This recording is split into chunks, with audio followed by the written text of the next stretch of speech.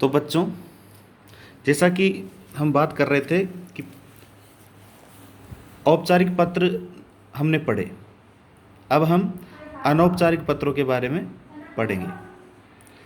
अनौपचारिक पत्रों में जैसे कि अपने मित्र को अपने जन्मदिन पर बुलाने के लिए हम निमंत्रण दे रहे हैं, तो सबसे पहले अपना खुद का एड्रेस, खुद का पता यहाँ पर लिखा जाएगा। जैसे मान लीजिए आपका जो भी नाम है वो, फिर आपका पता कि आप जैसे सासाराम के रहने वाले हैं तो कहाँ आप रहते हैं, और वो दिनांक इसके एड्रेस के जस्ट नीचे ही आ जाएगी।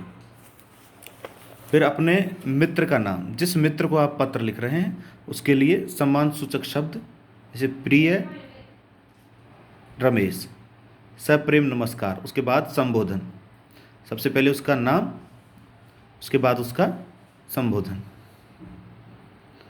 इसके बाद आप अपना विवरण दें, जैसे इसमें लिखा है कि आशा है तुम सपरिवार स्वस्थ तथा सानंद होंगे, मैं भी यहाँ सकुशल हूँ।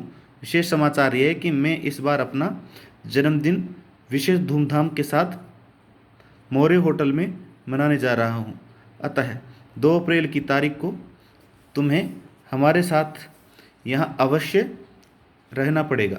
तुम 1 अप्रैल को ही यहाँ आ जाना और 3 अप्रैल तक हमारे साथ ही रहना।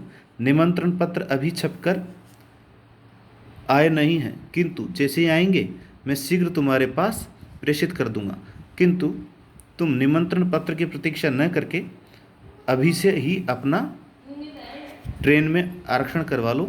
मैं व्यग्रता से तुम्हारी प्रतीक्षा कर रहा हूँ। इस प्रकार का पत्र फिर नीचे लिखेंगे, तुम्हारा अभय कृष्ण, आपका खुद का नाम। तो यहाँ ये पत्र का समापन हो गया है। देखिए, ये बहुत सरल तरीका है पत्र लिखने का, तो आसानी से आप इस तरह के पत्र लिख सकते हैं। ये अपने मित्रों और सगे संबंधियों को लिखे जाते हैं। इस तरह से देखिए, ये एक और पत्र है। ये भोजन के लिए, रात्रि जागरण के लिए भी आमंत्रित किया गया है यहाँ पर अपने मित्र को, अपने बड़े भाई को। देखिए, यहाँ खुद का नाम, फिर एड्रेस, ये पता है, यहाँ दिनांक है, और जैसे बड़े भाई साहब के लिए जो भी आदर सूचक शब्द प्रयोग किया जाता है वो, और फिर सम्मान सूचक शब्द। इस प्रकार से ये पूरा विवरण है, और नीचे सिर्फ आपका अनुज, और नीचे लिखना है आपका नाम, जो आपका नाम है वो। इसी तरह से बधाई पत्र लिखे जाते हैं। जैसे मेडिकल की परीक्षा में उत्तीर्ण होने पर अपने छोटे भाई को बधाई पत्र लिखें, वही तरीका है। सबसे पहले अपना नाम, फिर एड्रेस, दिनांक,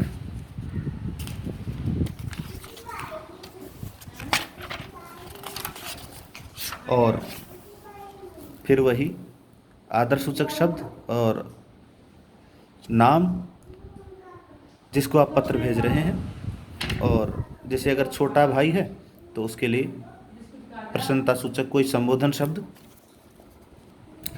पूरा अपना विवरण देना है। इसके पश्चात उसको जो भी प्रेरणा देनी है वो दे दीजिए, और उसके पश्चात तुम्हारा अग्रज मयंक, यानी कि बड़ा भाई मयंक, इस तरह से आप लिख सकते हैं। इसी तरह से देखिए, जैसे धन्यवाद पत्र जो है वो भी उसका प्रारूप भी लगभग यही रहेगा। 1 या 2 पत्र लिखने के पश्चात हम ये आसानी से समझ सकते हैं कि पत्र किस प्रकार लिखना है। आप सभी बच्चे, ये शुभकामना पत्र है। देखिए, इसमें वही तरीका है। सबसे पहले नाम है, एड्रेस है, दिनांक है, और ये उसका आगे का विवरण है। तो इससे आपको एक बात कॉमन समझ में आई होगी कि पत्र लिखने का तरीका लगभग एक जैसा ही होता है। इसलिए शुरुआत का और अंतिम स्थान का आपको पूरी तरह से ध्यान होना चाहिए कि शुरुआत कैसे की जाती है और समापन कैसे किया जाता है किसी भी पत्र का। यदि ये सब चीज़ें आपको पता है तो आपके आधे नंबर तो इसी से निश्चित हो जाते हैं। बीच का हिस्सा आप अपनी शैली के अनुसार बना सकते हैं, लिख सकते हैं, विवरण लिख सकते हैं। तो इस प्रकार इसमें गलती की कोई भी संभावना नहीं होती है। इस प्रकार आप कम से कम